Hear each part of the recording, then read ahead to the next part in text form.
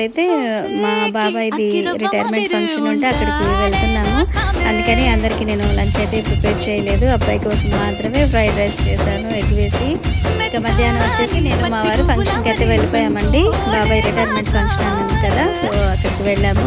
అక్కడికి వెళ్ళిన తర్వాత మన రిలేటివ్స్ అందరూ కలుస్తారు కదా! చక్కగా వాళ్ళందరితోటి మంచిగా స్పెండ్ చేసేసి భోంచేసేసుకొని ఒక హాఫ్ అన్ అవర్ అలాగా అక్కడ స్పెండ్ చేసి వచ్చేసామన్నమాట.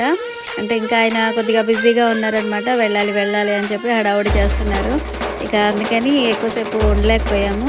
బాబాయ్ రైల్వేలో వర్క్ చేసి రిటైర్ అయ్యారండి. మా వారికి మామయ్య అవుతారు కదా! ఇక ఫుల్ జోకులు వేసుకుంటూ మాట్లాడుకుంటూ ఉంటారనమాట. అసలు ఎక్కడ కలిసినా కూడా అసలు సందడిగా ఉంటుందన్నమాట వీళ్ళు మాట్లాడుకునేటప్పుడు. అసలు చాలా బాగా మాట్లాడతారు బాబాయ్. ఎప్పుడు ఎక్కడ కనిపించినా కూడా మంచిగా పలకరిస్తారనమాట. దానికి తగ్గట్టు మా పెళ్లి చూపుల దగ్గర నుంచి మా ఫ్యామిలీలో ఏ ఈవెంట్ అయినా కంపల్సరీ బాబాయ్